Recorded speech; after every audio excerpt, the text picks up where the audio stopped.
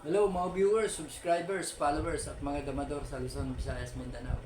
Welcome na naman muli dito sa programang The Secret Victory in Damating.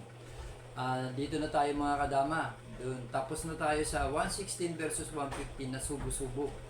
Kaya nga, sinabi ko nga kapon na pupunta na tayo dun sa 116 versus 115 na nag-3-3-13. Kaya ito, mga kadama, pupuntahan na natin. Yan. Nag 116 siya, nag 115 tayo. Tapos na tayo dito. Umabot tayo ng part 4. Dito sa 330 naman. Ito, pang part 5 na tayo. Obligado mag-real tayo dito mga kadama. 1613, 51, 314 lang tayo. Yan. 1613, 314, 51. Tsaka papasok tayo ng 1416. Kakain siya ng 216, kakain tayo ng 414. Kakain siya ng 414, kakain tayo ng 216. Ngayon, nag 115 siya, obligado bababa tayo ng 164. Dito karaniwan sinasayang agad. Yan, 73, sasalo lang tayo ng 62. Kakain siya ng 315, kakain tayo ng 214. Yan, uumangan niya tayo ng 12.7. Titira tayo ng 11.6. Diyan sa part na yan, 11.6 tinira natin. Bakit? Kasi meron tayong timing na inaasahan dito sa bandang huli. Yan. Ngayon, sumayang siya ng 7.3, sumayang siya ng 7.3 o 6.7.2. Same as lang yun, sasaluin natin dito. Kung dito naman sa 7.3, saluin na naman natin ng 6.2. So, sumayang halimbawa ng 7.3, salo uli. Yan. Tsaka umumang ng 12.7. Yan. Diyan, pwede na tayo mag 5.1.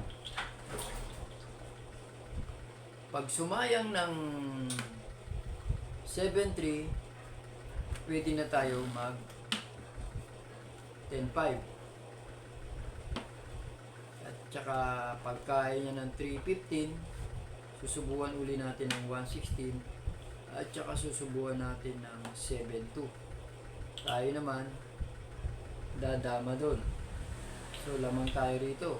Pagka ganon, papakain lang natin, wala siyang dama, mamamatay.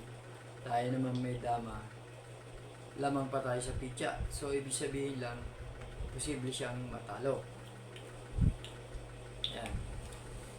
Halimbawa naman, hindi siya sumayang. Balik ko lang.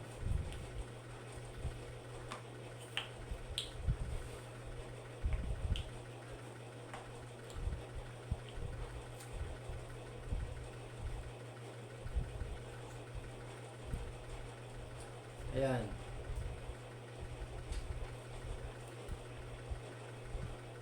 Dito siya sa kabila sumayang.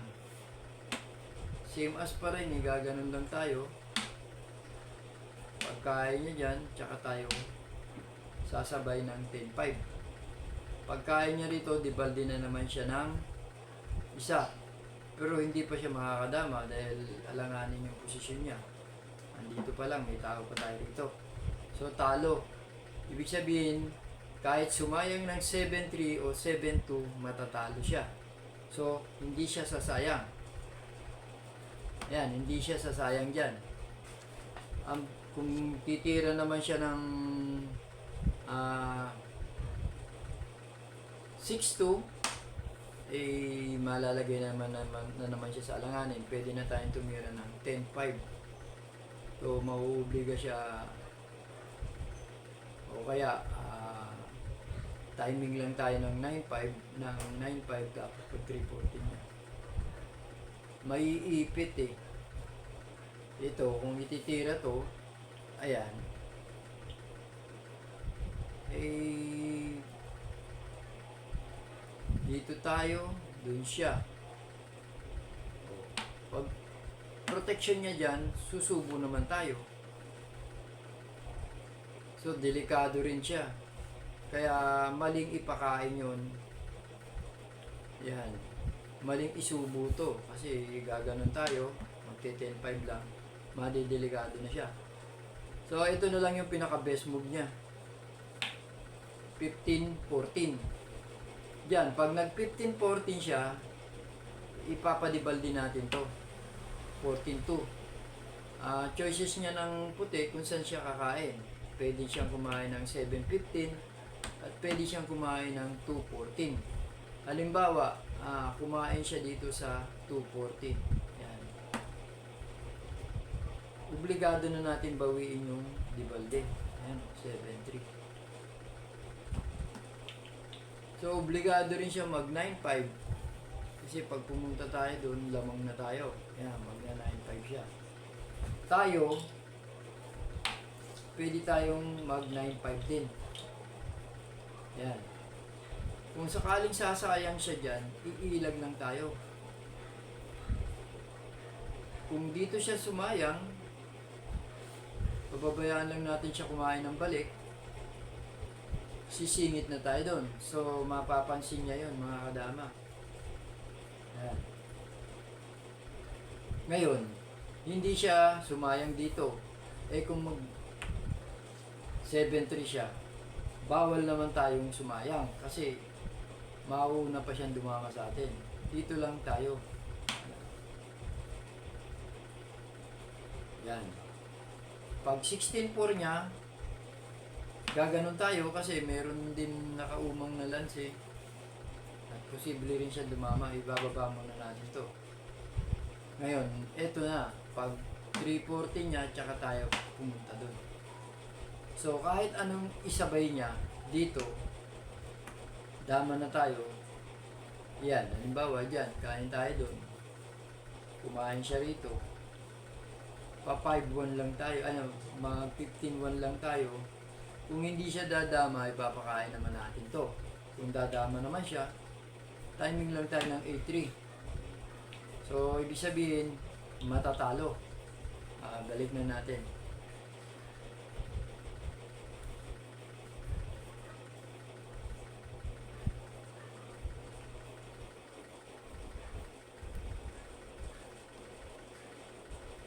Yan.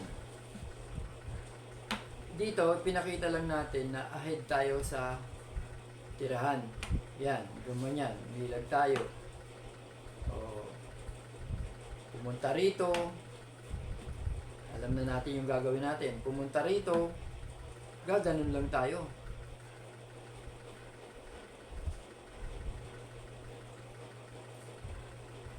Yan. Dali. Pa 5-1 lang tayo. Kung pupunta siya rito, pwede na natin ipakain. O, lamang na naman tayo. So, ahead na naman tayo. Ayan, mga kadama.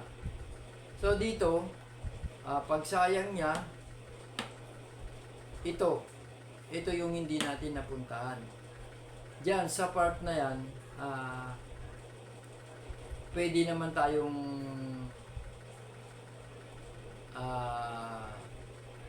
lumamang, pero kung sakali siyang tatabla rito, eh siya yung maghahabol sa tabla, mga kadama. Kasi unang-una, lamang na tayo rito sa posisyon. Ayan. Dito, ang best move natin dito, kabilaan to. Kahit tayo sumayang dito, yan mga kadama, may tabla na yan. Sumayang tayo dito, may tabla na rin yan. Yan. Siguro, ang best move natin dito,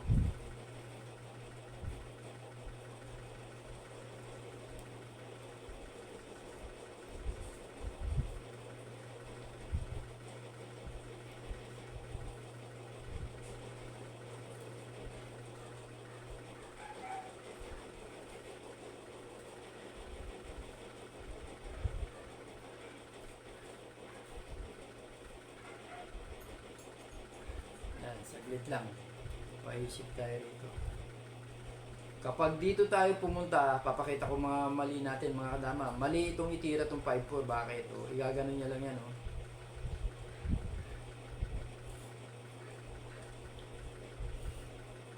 So nauna pa siyang dumama sa atin. Ayan, may lansing malalim. Kaya hahanap tayo ng best move natin para ayan.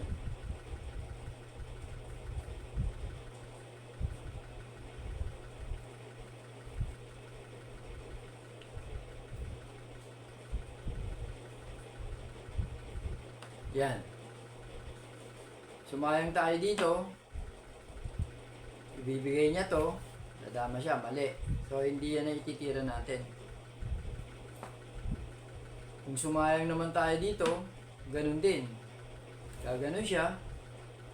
Pagkain natin dun, kakain siya dyan. Kakain tayo dun, lalo pa tayo na delikado.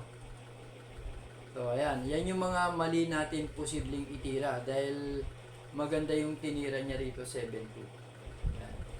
Pinakita ko lang to kung sakaling ititira. Alam din natin yung direksyon na pupunta natin. Teka lang, isipin lang muna natin.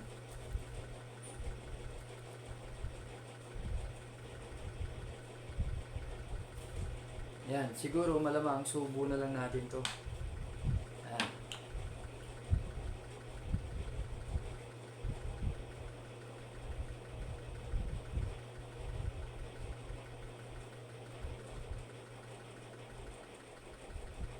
Ayan, kung susubo siya, gaganon tayo. Kung sakaling gumanon siya, gaganon lang tayo. Kung dito siya, yun.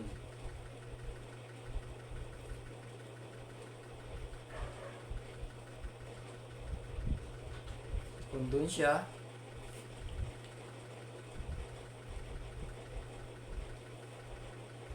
gaganon siya, di sasayang na tayo. So dito lang ang posibleng dama niya. O, kakain tayo dun. Di baldi siya. Ayan, mga kadama. At least, lamang pa rin tayo. Kaya nga sabi ko, makasilip man siya rito ng tablahan, ay pabor pa rin sa atin. Yan. O, halimbawa naman, hindi siya kumain doon sa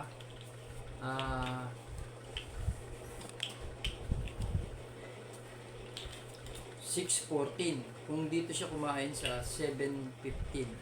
Yun.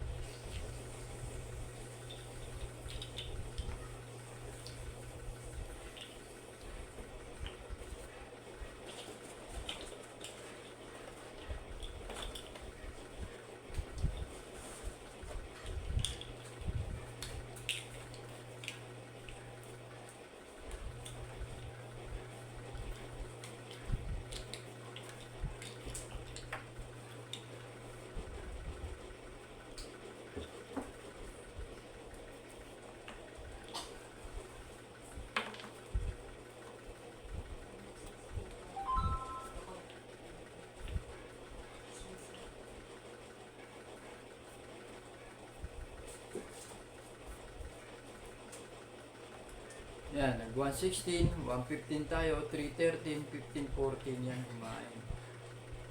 1613, 51 pumasok tayo. Nag 115, 1416, 1614, 164 at saka sumayang ng 73. Sinalo lang natin ng 62. 12-7, 11-6, sumayang ng 7-3, sinaluli natin. Ayan, nag 11-7, tumira tayo ng 5-1. Tumira siya ng 14-15, ipinadibal din natin. Ito yung kanina, mga kadama. Dito kumain. Eh kung dito, yan. Pagka dyan kumain, 10-5 lang ang best move natin. So, makatuwid, bawal to. Bawal yan. O, dito naman, madidibaldi siya. So, ito yung pinaka-best move niya. Yan. Susubuan na ngayon natin ng 116. Dadalawa tayo dun. So, ang best move niya dyan, ito. Tsaka titira dito. Yan. Tayo naman,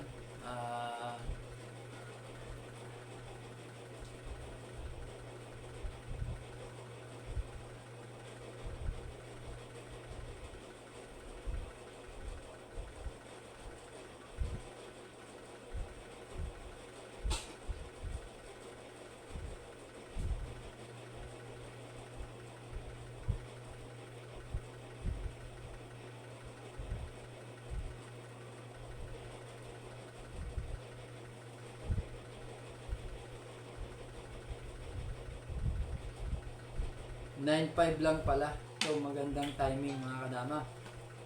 So hindi niya tayo mapabalik. Kung dito naman siya, ayan.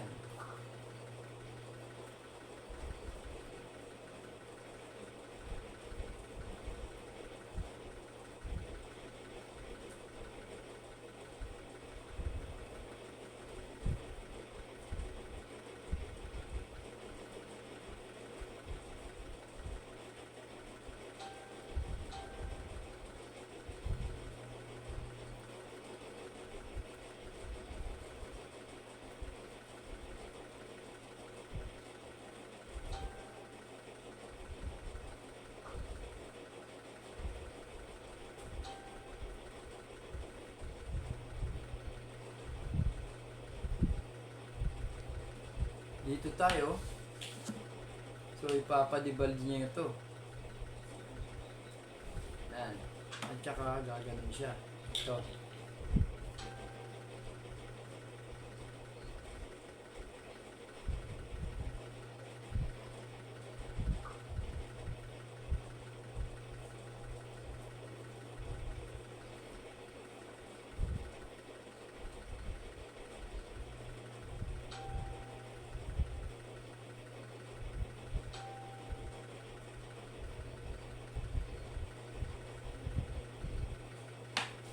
$12.7 tayo.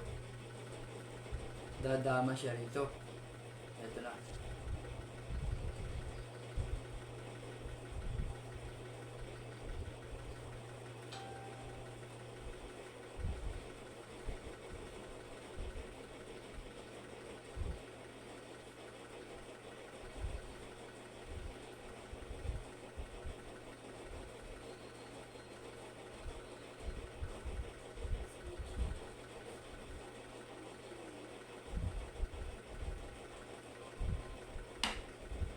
Ayan. Pag sayang niya rito, bibigay lang natin dun, patay yung dama niya. So hindi siya titira dito. Ngayon, kung hindi niya alisin, mamamatay naman yung dama. So dito na lang siya. Ayan.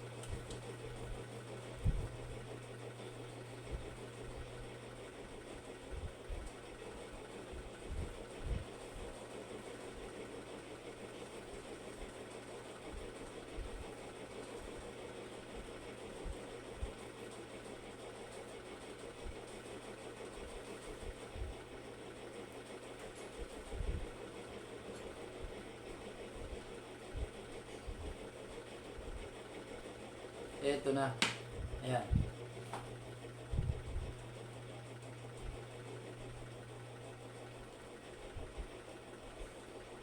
Bawal dito. Dito na lang siya. At saka dito. Ayan. Pag dito, dun lang tayo.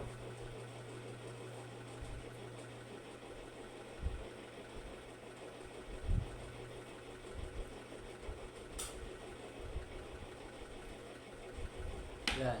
Kung dito naman, obligado lang tayo umilag.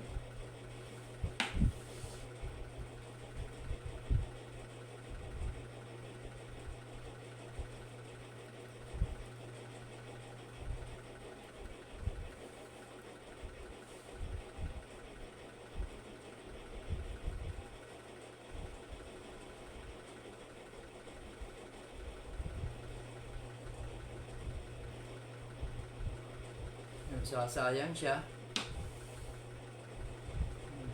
Patayin yung dama niya.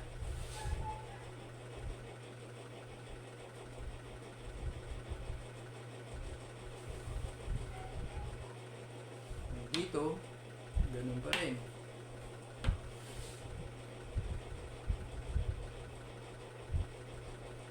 So dito na lang maglalaro yung dama niya, tsaka dito. O kung dyan, gaganon na tayo.